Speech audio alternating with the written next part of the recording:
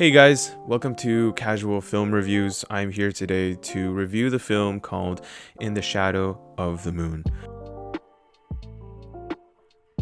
Recently I watched the film Christopher Nolan's Tenet, and it's inspired me so much recently, and I've been addicted to the whole time travel stories and just time manipulation in general. While I was trying to find some time travel films, I came across In the Shadow of the Moon on Netflix, and it was the only one that's been popping up, and I finally gave it a chance while I was editing. To be quite frank with you, right after watching the film, I was a little surprised that it got a 6.2 out of 10 on IMDb. At first I was surprised, and I didn't really think much of it because I actually enjoyed the film, weirdly enough.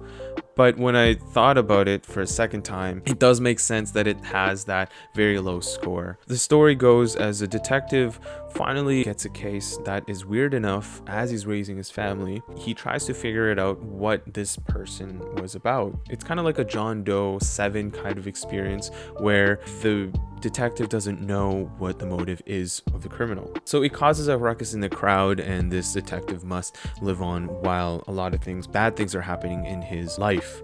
So this affects him, of course, and then it happens again. It's only him that kind of notices it, and he becomes obsessed of the whole case, and nobody's helping him. And eventually we get to a point where he has to learn some kind of lesson, and he understands why those things are happening. Yeah, so it's not too much of a spoiler. So while it was happening, I would say the first half of the film does do a good job in terms of suspense. As a detective story, I was convinced, and I was actually enjoying it. I liked the chemistry between him and his partner. I liked how he played as a father. So yeah, the first half of the film was great. Solid film. Has that very noir 7 feel, very stylistic, right? And as the years go by and as the film starts jumping in time, it started to feel very choppy. The time frame between each time that he stays or each event was very short, and it wasn't satisfying, and it would just cut off at a very moment that I thought would still continue. I wanted to see the aftermath for a lot of those things, but it just didn't make any sense. The film wasn't paced well enough so that it served the story well, at least for me. The first half is a very detective story feel, and then once it started getting choppy, it started losing its identity as a detective story. For me, it was a bit of a jump between when the first and second case to the third case.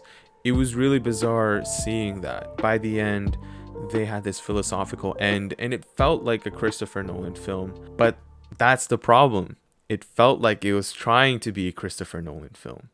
The twists and turns, it just didn't make any sense, but it wasn't enough to truly understand the character's decision at the very end.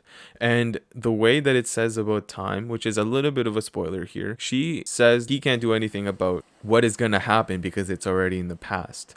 But that's what her mission is, to change the past so the future won't be the way it is. So he could have prevented that, technically. You know what I mean? It's just so bizarre because, like, she could have changed that, knowing that when she jumped into there, then, she just had the power to do something about it. Be more careful. But yeah, it was just very wonky. And then the very final revelation was truly confusing, and I was just like, not confusing as in I didn't get it, but it just didn't make any sense in terms of the character as to why he was agreeing to what was going on. He spent about 40 years, was it 30 to 40 years, chasing this one person until that one point where she finally makes a revelation, and he just totally changes and adapts. And it just, I don't know, it just didn't feel like a gradual change. It didn't feel like very organic because, yeah, the first 2 times that they meet each other, they're enemies. So there's no glimpse or no clues that he was actually open to having a conversation with her, but he was forced to have that conversation. And it just didn't make any sense. In the Shadow of the Moon was a very good turn your brain off kind of film, but it did try that sci-fi element, which I do give credit for it, because the structure itself was great. The way that the time traveler was going back in time but getting deeper, that could have had that whole Inception feel to it. Instead of going a dream level deeper, it would be going further into the past so that they could, I guess, have more at stake, because the people that they interact with doesn't necessarily know certain things, so it's very dangerous. And that's why her fate ended up the way that it was. And yeah, and also it just, like, in the beginning, as the first half, I would say it was great, right? But the second half felt like Ghostbusters. With the way the story turned and what it was trying to get at, I just felt like it was a little bit forced.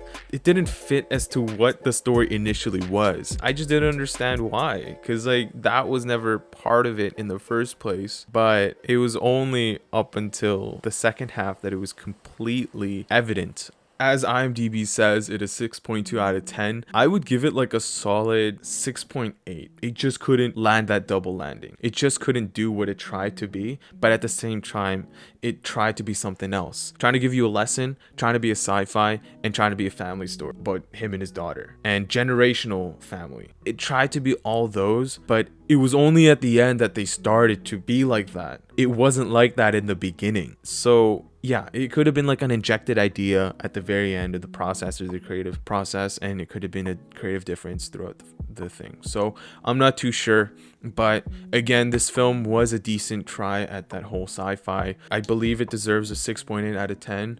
I believe that people should definitely watch this, should definitely give it a try if they're into that whole time travel story.